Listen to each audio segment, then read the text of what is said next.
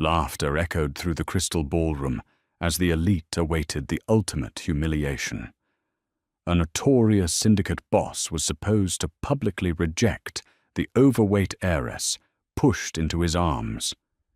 Instead, dead silence fell when a singular chilling promise slipped past his lips, rewriting the rules of the underworld forever. In our world, respect is currency, and humiliation is a death sentence. My name is Gabriel Costa. By the age of 32, I had buried my father, consolidated the 5 warring factions of the New York Syndicate, and taken absolute control of the Eastern Seaboard's underground logistics. But having power and keeping it are 2 entirely different beasts. To keep it, I needed access to the Newark shipping ports, and the Newark ports were tightly controlled by a single unbribable ghost of a man, Commissioner Richard Montgomery. Montgomery wasn't mob. He was old money deeply entrenched in state politics and notoriously paranoid. He had only one weakness, his only child, his daughter Clara. For months, my underbosses had been trying to find an angle away into Montgomery's inner circle. That was when Tristan Hughes and Lorenzo Bianchi stepped in. Tristan and Lorenzo were heirs to the old-school Italian and Irish syndicates men who smiled in my face at sit-downs while actively plotting to carve up my territory. They were relics boys playing dress-up in their father's suits, but they had political connections I lacked. "We have a gift for you, Gabriel." Tristan had purred over a glass of Macallan at the Onyx Room a week prior. An introduction. Commissioner Montgomery is bringing his daughter to the Winter Gala at the Waldorf Astoria. We've arranged for you to be seated at their private table. Charm, the daughter and the father, hands you the keys to the kingdom. It sounded too easy. I knew it was a setup. I just didn't know what the trap was. When I arrived at the Waldorf Astoria on the night of the gala, the air was thick with the scent of expensive perfume, cigar smoke, and underlying malice.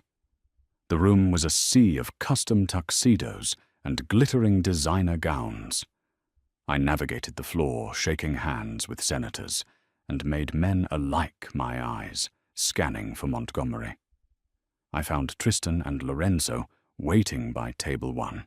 They looked like cats who had swallowed the canary, barely containing their smug grins.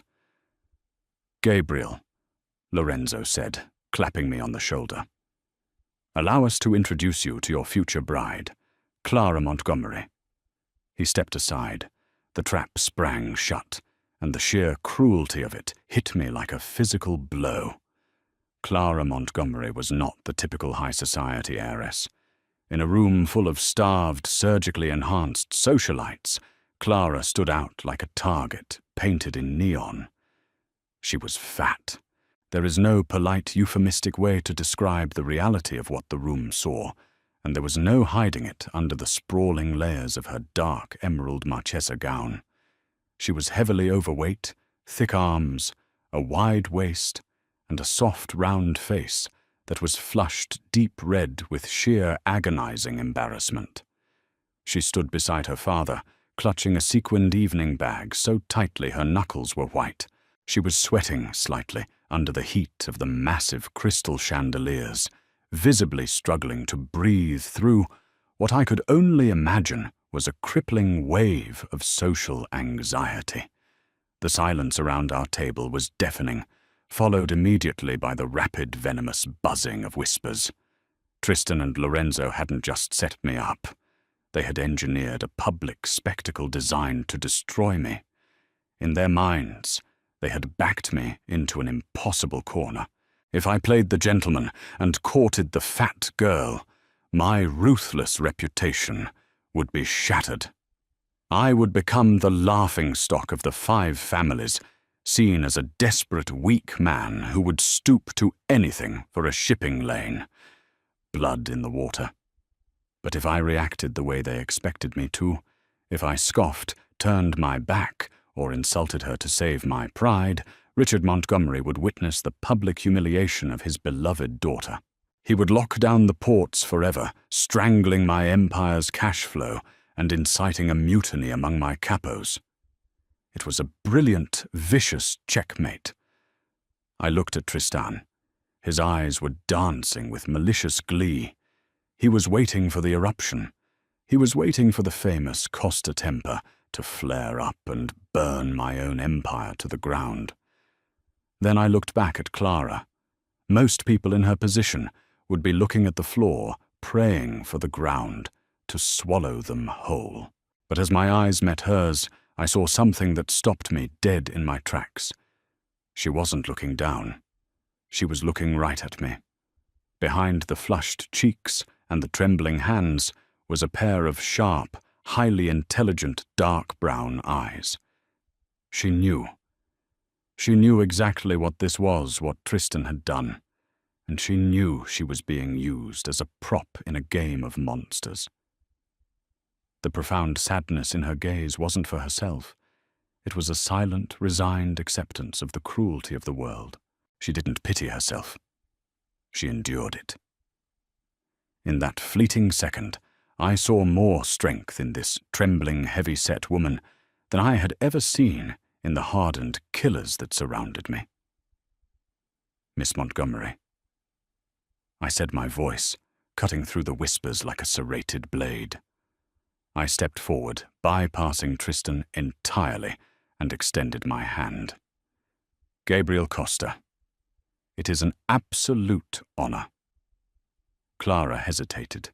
A murmur rippled through the nearby tables. Slowly she unclasped one hand from her bag and placed it in mine. Her skin was soft, but her grip was surprisingly firm. Mr. Costa, she replied quietly. Her voice was steady, despite the tremor in her fingers. The honor is mine.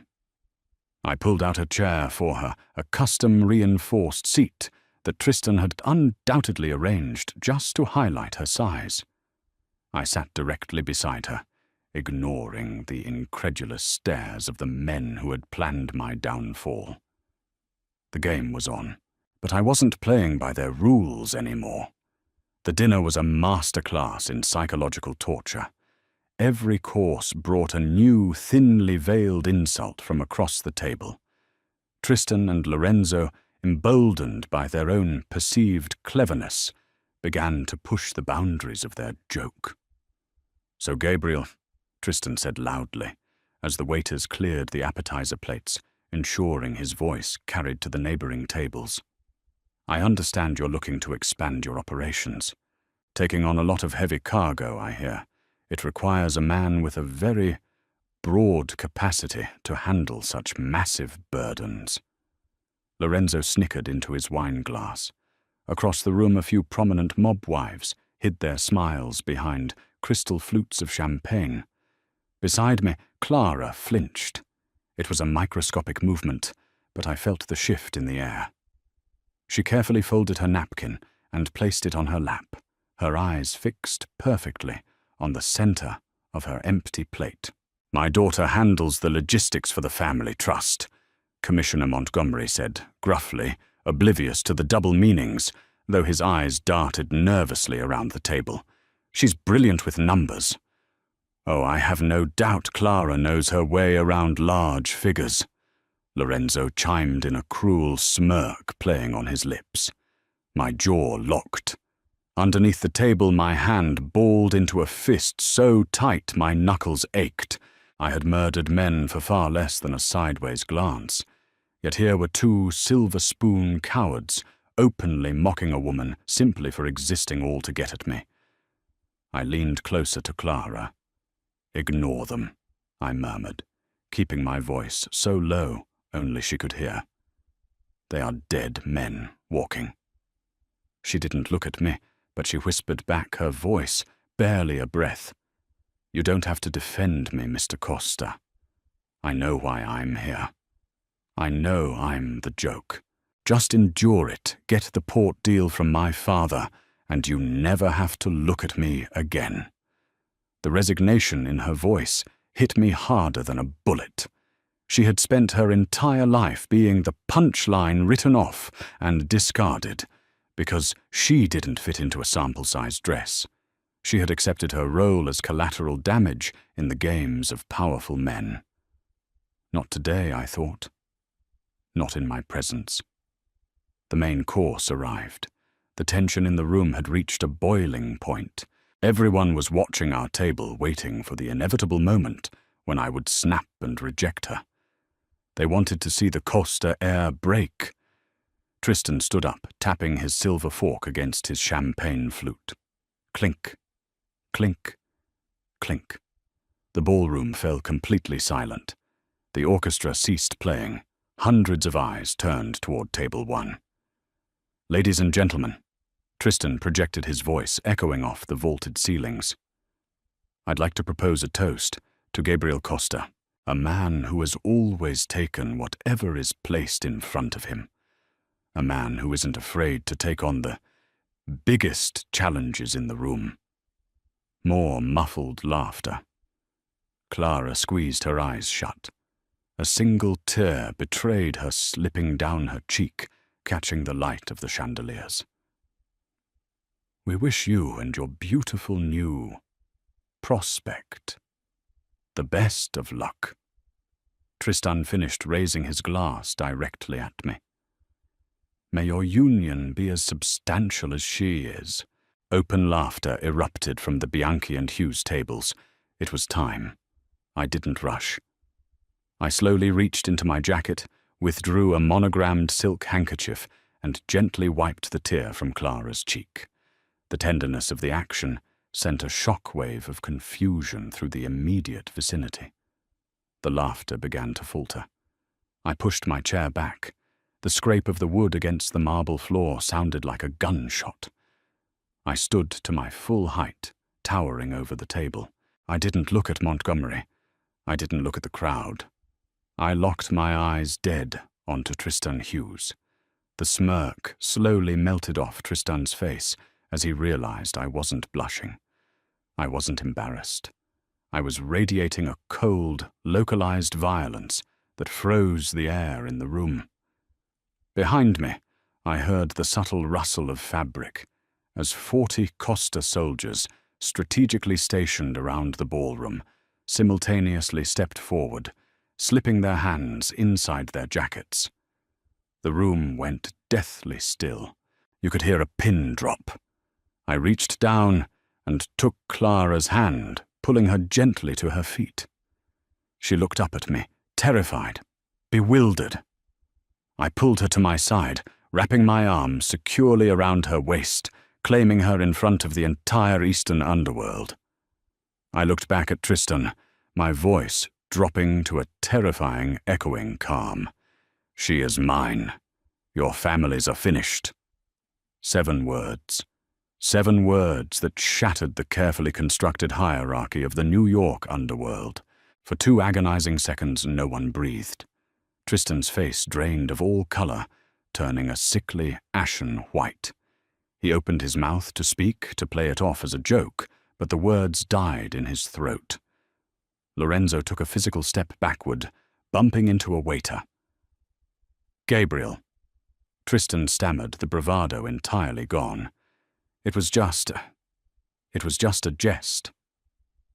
Leave, I commanded, my voice slicing through his pathetic excuse. Before I turn this ballroom into an abattoir. Panic erupted. The Bianchi and Hughes capos scrambled, practically tripping over themselves to get their bosses out of the room. Chairs were knocked over, glasses shattered. The high society elite who had been laughing seconds ago were now huddled in terror, realizing that they had just witnessed a declaration of total war. I turned to Commissioner Montgomery, who was staring at me in absolute, unadulterated shock. Commissioner, I said smoothly, as if I hadn't just ordered the execution of 2 crime families. If you will excuse us, Clara and I are leaving. We have much to discuss. I didn't wait for his permission. I kept my arm around Clara and guided her toward the main exit. The sea of people parted for us like the Red Sea averting their eyes, terrified to even look at the woman they had been openly mocking minutes prior. As we stepped out into the freezing New York night, the valet rushed forward with my armored SUV. I opened the door for Clara. She stood on the sidewalk, the cold wind whipping her hair, looking at me as if I were an alien. "Why?" She finally choked out her chest, heaving. "Why did you do that? You just started a war. Over a joke. Over me." I stepped closer to her, blocking the biting wind. I looked at the woman who had braced herself against the cruelty of the world, and I saw my future. They thought they were giving me a heavy burden to sink my empire. I told her, my eyes tracing the beautiful, stunned features of her face. They didn't realize they were giving me my anchor. I helped her into the car. The trap had been sprung all right, but it wasn't my grave they had dug. It was theirs. The fallout from the Waldorf Astoria gala was immediate, bloody, and entirely unprecedented. By the time the sun rose over the frozen Manhattan skyline, the fragile truce governing the Eastern syndicates had completely evaporated. Gabriel Costa had drawn a line in the marble floor, and the Hughes and Bianchi families had no choice but to cross it. The vicious whispers that had mocked Clara Montgomery's heavy frame hours earlier were rapidly replaced by the deafening roar of automatic weapons, shattered glass, and burning shipping containers along the Brooklyn waterfront. Not since John Gotti orchestrated the brazen assassination of Paul Castellano outside Sparks Steakhouse in the winter of 1985 had the criminal landscape of New York experienced such a violent tectonic shift. But this war was different.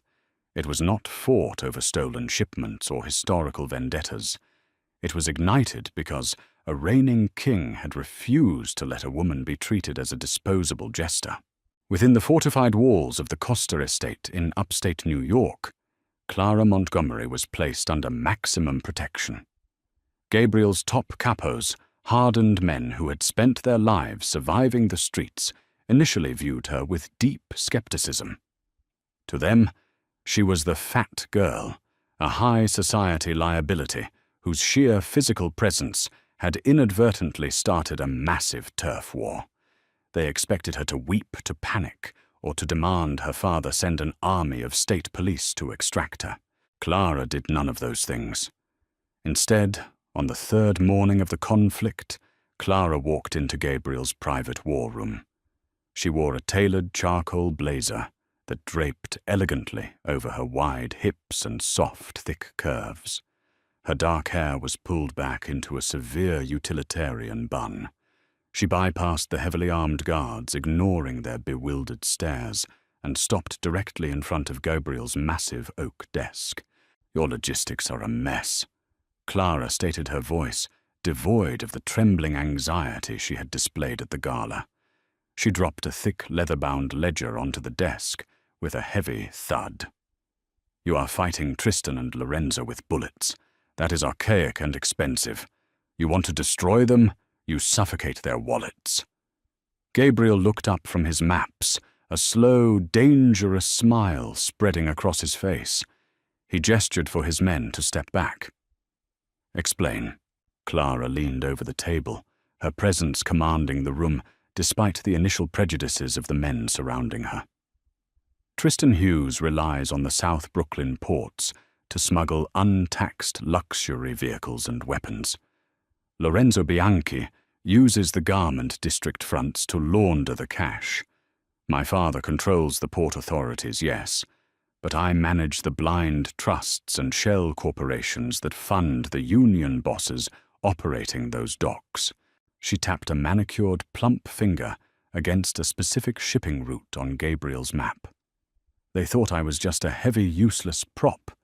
They didn't realize that my father trusted me to run the numbers because nobody ever looks at the overweight girl in the corner of the room. I was invisible to them. And because I was invisible, I saw everything. Over the next 3 weeks, Clara Montgomery completely revolutionized the Costa Syndicate's war strategy. Her financial genius was staggering, mirroring the brilliance of Michael Francese's legendary gasoline tax schemes from the 1980s, but with a modern, devastatingly lethal twist. She weaponized her own administrative access. With a few encrypted phone calls and meticulously forged digital manifests, Clara systematically rerouted Bianchi's illegal shipments directly into the hands of federal task forces.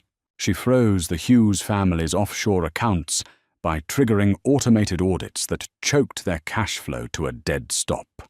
The capos, who had once scoffed at her size, now stood in absolute awe of her intellect.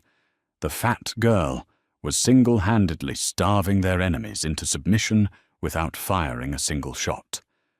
Gabriel watched her transformation with profound reverence. In the quiet hours of the night, long after the war room had emptied, their relationship shifted from an alliance born of defiance into an unbreakable, deeply passionate bond. Society had told Gabriel that power was meant to be paired with fragile, starving supermodels, women who looked beautiful on an arm, but shattered under pressure. Clara was the exact opposite. She was substantial. She was a fortress. She took up space in a world that demanded she shrink, and Gabriel found himself utterly captivated by the fierce, brilliant woman hidden beneath the layers of societal scorn. "They underestimated you," Gabriel murmured one evening, standing behind her chair as she finalized a devastating blow to Lorenzo's real estate holdings.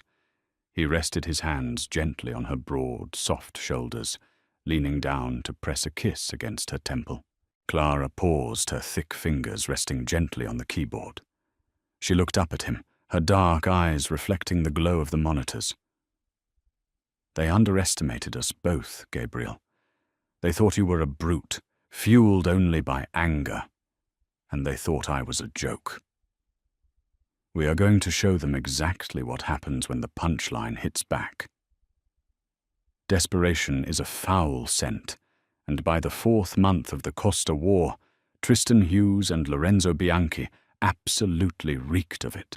Their territories had been cannibalized. Their capos were defecting in droves to the Costa Syndicate, realizing that Gabriel and his new queen were an unstoppable, highly lucrative force. Tristan stripped of his luxury lifestyle and, pushed to the brink of financial ruin, made one final fatal miscalculation. He believed that Clara was Gabriel's only weak point. If he could eliminate the woman who was dismantling his empire from behind a computer screen, he could force Gabriel to surrender the ports. Tristan leveraged his last remaining political favor to have Commissioner Richard Montgomery arrested on highly publicized fabricated corruption charges. The message delivered to the Costa compound was simple and cowardly. Come to the abandoned pier, 42 alone, to negotiate your father's release, or he dies in a federal holding cell. It was an obvious trap. Gabriel's immediate reaction was to send 50 heavily armed men to wipe Pier 42 off the map entirely. But Clara placed a steady, heavy hand on Gabriel's chest, stopping his wrath in its tracks. "No," Clara said, her voice icy and resolute. "This started because they thought I was weak. It ends with me proving that I am not. Let them think they've won. Let them think I am walking blindly into their snare." On a bitterly cold Tuesday night, the fog rolling off the Atlantic Ocean obscured the rusted shipping containers of Pier 42. Tristan Hughes and Lorenzo Bianchi stood shivering near the edge of the water, flanked by 10 of their last remaining highly paid mercenary guards. They were nervous, scanning the shadows, waiting for the massive armored convoy they expected Gabriel to send. Instead, a single unassuming black sedan rolled quietly down the pier. The doors opened, and Clara Montgomery stepped out into the freezing fog. She was wearing a heavy ankle-length wool coat that emphasized her large frame, her breath misting in the frigid air. She walked toward them, completely unarmed, her posture straight, her chin held high. She didn't tremble. She didn't sweat. She was the absolute embodiment of lethal calm. Tristan barked a harsh, incredulous laugh, pulling his weapon and aiming it directly at her chest. "Gabriel actually let you come alone. The great Costa boss is hiding behind his fat, ugly bride while she does his dirty work. I knew he was a coward." "Gabriel isn't hiding Tristan," Clara replied evenly, stopping 20 feet away from the barrel of his gun. "He is simply allowing me the courtesy of finishing what you started at the Waldorf." "You're delusional, Clara," Lorenzo spat, stepping forward. "Your father is rotting in a cell. Your little financial tricks are over. You are going to sign over the port authorities to us right now, or we dump your heavy corpse into the harbor." Clara smiled. It was a terrifying, brilliant expression that caused Lorenzo to falter. "You still don't understand logistics, Lorenzo," Clara said softly, her voice echoing in the damp air. "You didn't ask yourselves why Pier 42 was abandoned. You didn't ask yourselves why the harbor master suddenly went deaf to your radio calls tonight. You look at me and you still just see a fat girl you can push around." She reached into the deep pocket of her wool coat and pulled out a small metallic flare lighter.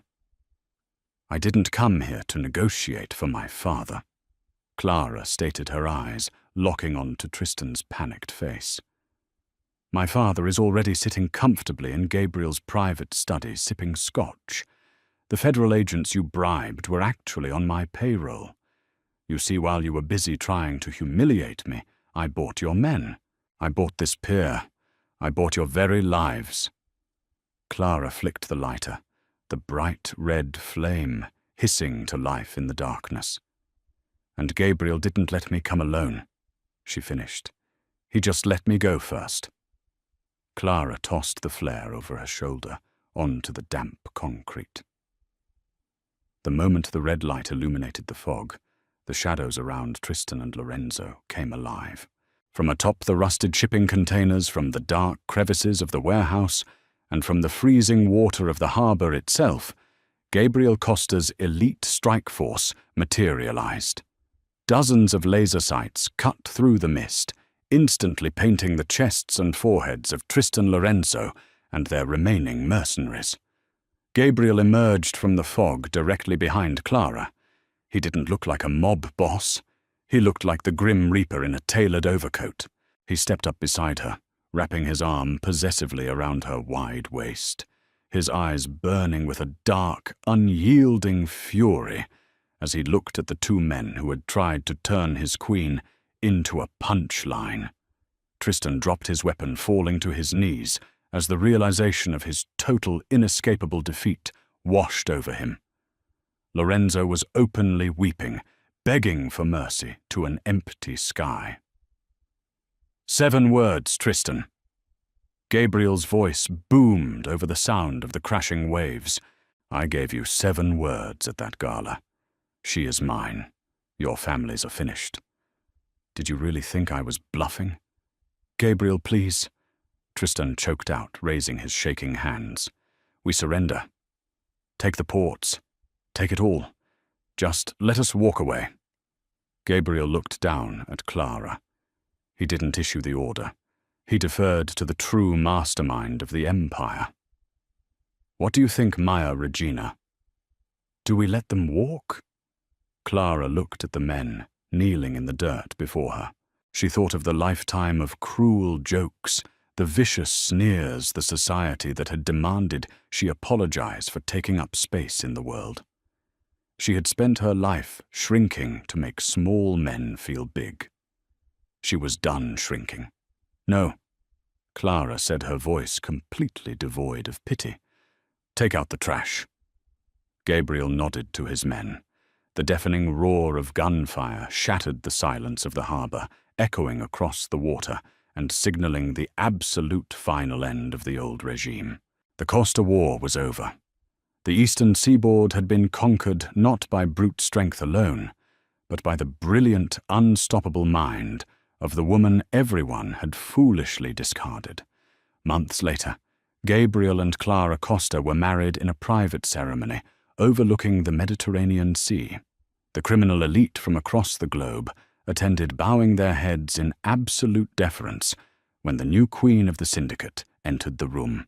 She wore a custom-designed, breathtaking gown that celebrated every thick, heavy curve of her body. She was radiant, powerful, and utterly untouchable. Gabriel took her hands at the altar, looking deeply into the sharp, intelligent eyes that had saved his empire and stolen his heart. They had set him up with the fat girl as a joke. But in the end, the joke had destroyed them all, leaving Clara to wear the crown she had always deserved. The sheer brilliance of Clara, turning her greatest perceived weakness into a weapon, is the ultimate revenge story. Gabriel and Clara absolutely dominated the underworld by outsmarting everyone who mocked them. Do you think Tristan and Lorenzo got exactly what they deserved at the harbor? Drop your thoughts in the comments below. If you loved this insane, real-life mafia drama, please smash that like button, share this video with your friends, and subscribe to the channel for more incredible stories.